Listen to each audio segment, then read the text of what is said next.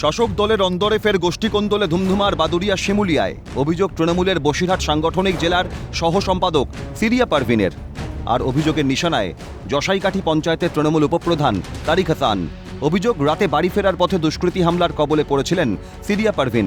নেত্রে শ্লীলতাহানির চেষ্টা দুষ্কৃতীদের। দেহরক্ষীদের মারধরের পাশাপাশি ভাঙচুর করা হয় গাড়ি।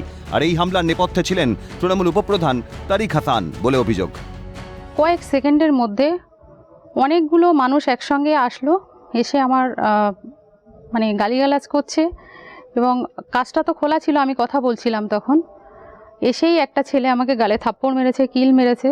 আর যারা আমার পুলিশের আধিকারিক যারা আমার সঙ্গে আছে দেহরক্ষী, তাদের একজন মহিলা আছে, তাদেরকেও মেরেছে।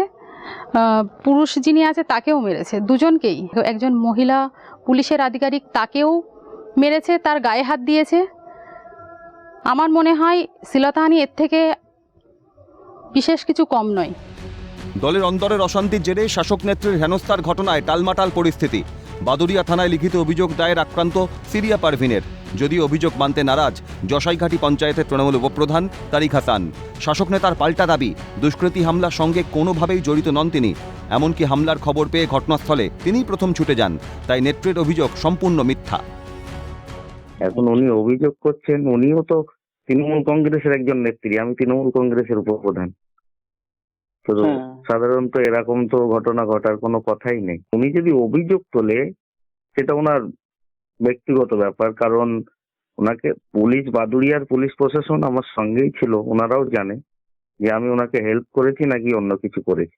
এটা কোনো গোষ্ঠী দ্বন্দ্ব নয়, গোষ্ঠী কন্দল নয় আমার মনে হয়। তবে যাই হোক না কেন এটা দুঃখজনক এবং পুলিশকে বলেছে, পুলিশ তদন্ত করে নিশ্চিত সত্য যা হবে সেটাকে ব্যবস্থা নেবে। যদিও শাসক দলের নেত্রীর আক্রান্ত হওয়ার ঘটনায় দলের অন্তরে নারী নিরাপত্তা নিয়ে প্রশ্ন ছুড়ে দিয়েছে বিরোধী শিবির। বিজেপির দাবি, মহিলা মুখ্যমন্ত্রী থাকা সত্ত্বেও বঙ্গে বেআব্রুর চিত্র নারী নিরাপত্তার। এমনকি তৃণমূলের নেতাদের কাছে সুরক্ষিত নন দলের মহিলা সদস্যরাই। কেবল রাজ্যে নয়, তৃণমূল কংগ্রেসের দলের অভ্যন্তরেই তৃণমূল নেত্রীরাই নিরাপত্তাহীন তৃণমূল নেতাদের কাছে। এই যে মহিলা নেত্রীর উপর আক্রমণ, এ ঘটনা অত্যন্ত নিন্দনীয়, যে দলেরই হোক না কেন। প্রসঙ্গত, আক্রান্ত নেত্রী সিরিয়া পারভিন একসময় বিজেপির সদস্য ছিলেন। 2024 সালে সন্দেশখালীর উত্তাল পরিস্থিতিতে বিজেপি রাজ্য সভাপতি সুকান্ত মজুমদারের পাশে থেকে পুলিশের সামনে বিক্ষোভ প্রদর্শন করেছিলেন তিনি। পরে লোকসভা ভোটের সময় দল বদলেছেন তিনি। তবে কি বিজেপি ছেড়ে সিরিয়া তৃণমূলে যোগদান করায় এই ক্ষোভ?